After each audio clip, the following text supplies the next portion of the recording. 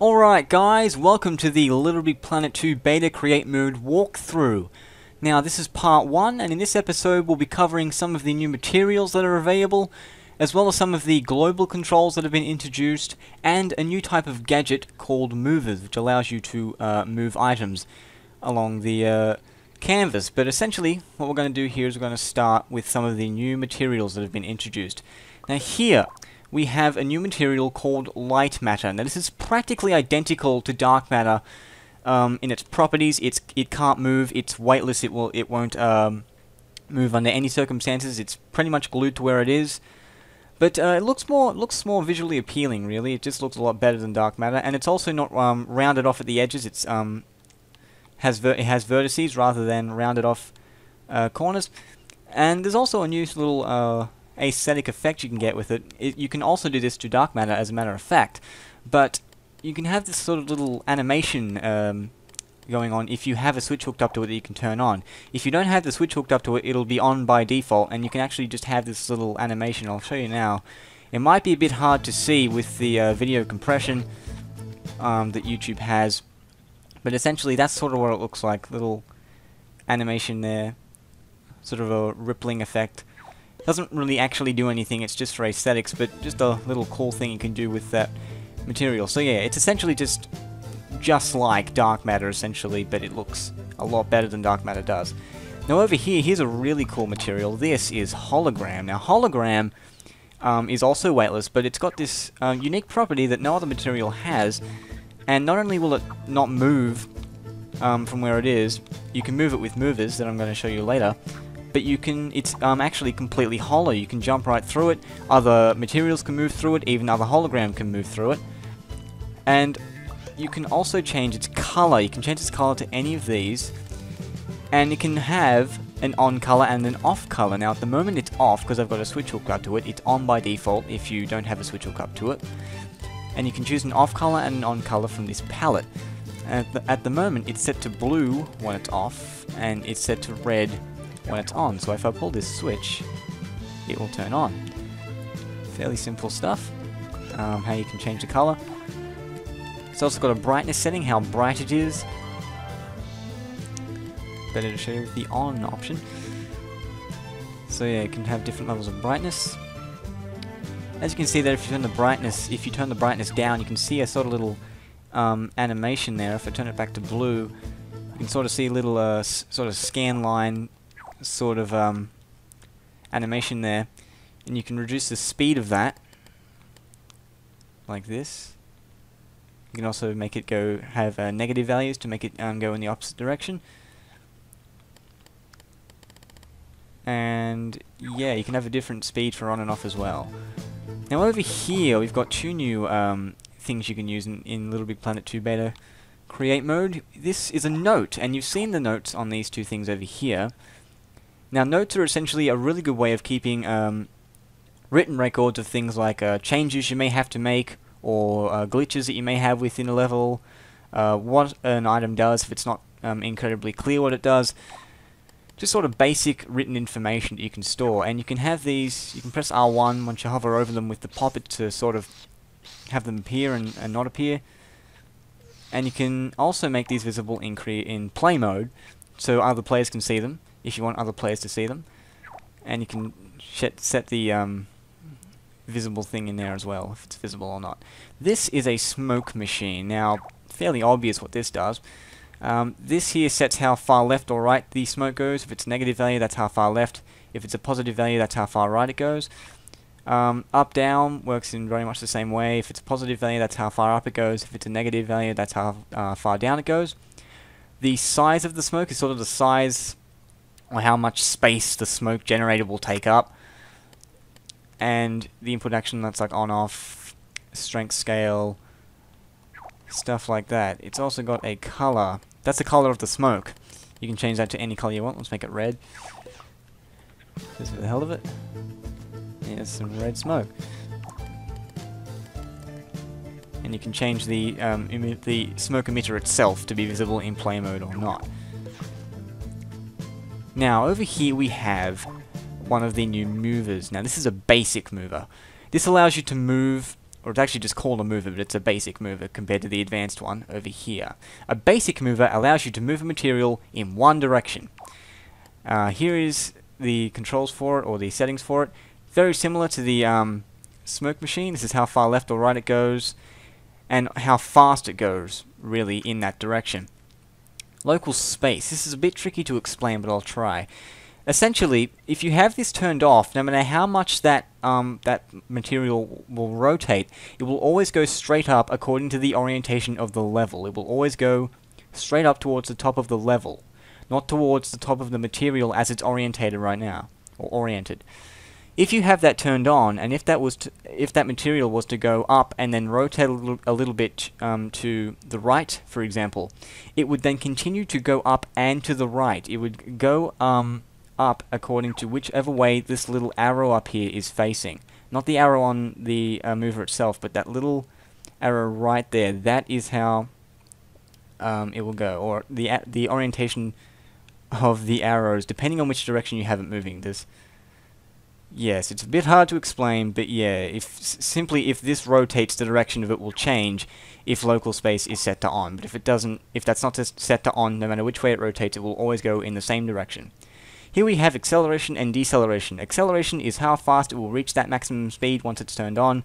Deceleration is how fast it will lose energy or momentum once once the mover is turned off.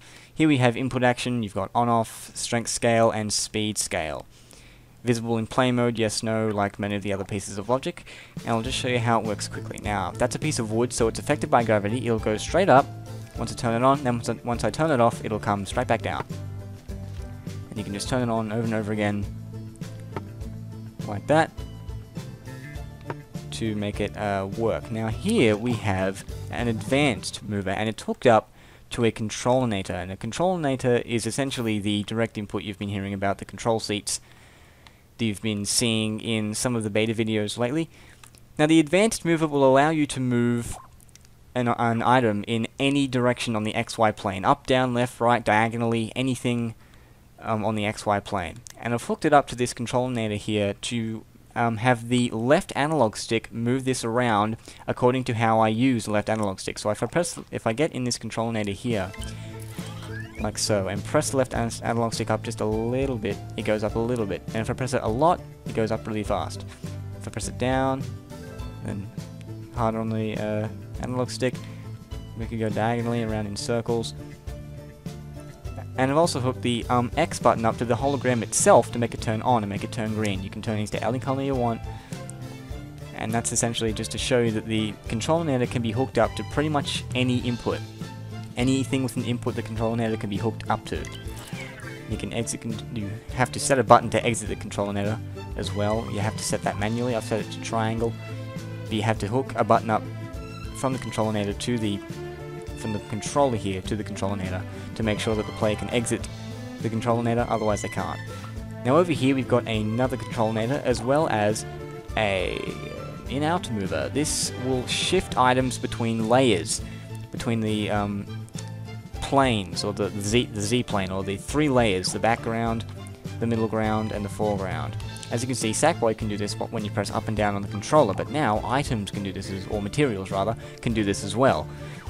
Now I've set it so that the left analog stick, when moved up or down, will move this item here.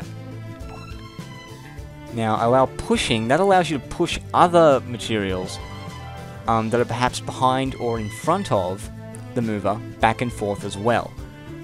And you can set that to yes or no. The maximum weight that can be pushed, that's simply how powerful the mover is. So perhaps it can move really light things if you set it to a low amount, but not heavy things. You can set it to move really, really heavy things if you take that that value up really high, or you can just set it to infinite so it can move anything. The input action can move in or out once, regardless of which one you have that set to, either in or out. One of those two, if you have it set to an input that has sort of like multi-directions, like a Controlinator, analog stick, or a three-way switch, no matter which one you set it to, you can actually go back and forth, not just in one direction.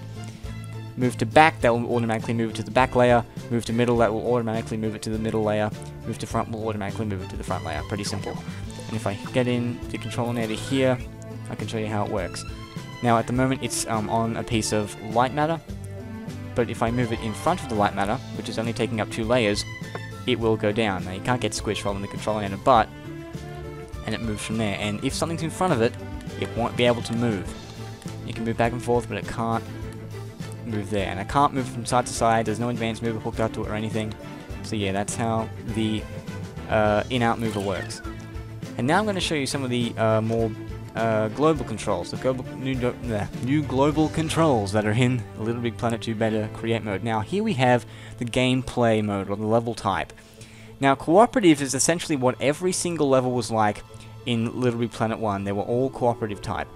All players will share the same score, and all players will be in the same camera region, regardless of whether they are playing with you online or if they're on the same console. They'll all be in the same camera region. You can change this to versus. Now in versus, all players will have their own score, their own individual score, and also if you're playing online with other players in a versus level, as you would expect to most of the time, you will each have your own screen. You do not have to share the camera with other players, you will each have your own individual screen. Now, there is no split screen in local multiplayer in the versus level, there is no split screen in the beta whatsoever, but there is, in online play, you will have your own screen. You can also have cutscene, which is essentially, you know, your movie type level, where you can just have movie cameras and your player can't do anything, they can't jump around and move. They might not even be in the level itself, they could be anywhere, so yeah, that's how that works. Time limit, that's fairly basic, that's how long the level will last for from when you come out of the entrance, and as soon as you reach the time limit, the game will end, you'll go to the scoreboard. The score limit, similar feature, once you reach that score, you will go to the scoreboard. Now, I'm not sure whether that's a cumulative score for the for all players, or if that's an individual score. I'm not sure how that works in a versus environment. But yeah, once either one player or all players reaches that score, the game will end. I'll have to verify that for you. Gravity, here we go, this is a really cool feature. You can modify gravity in LittleBigPlanet 2. It's by default at 100% of course, but if you set it to, say, 50, you can jump a lot higher than normal. If I set it to 0, I can jump really high, but if you set it to 0, it's not actually removing gravity because you, as you can see, still will come back down. So it's not actually really 0% gravity, it's just very, very close to 0% gravity. So you can modify gravity like that. Water and lighting we've seen before. Camera, you can modify default camera options in LittleBigPlanet 2 as well. Here we have standard zoom. Now, standard zoom is how far away the camera is by default. You can set it to really far away by default. You can set it to really, really close by default as well.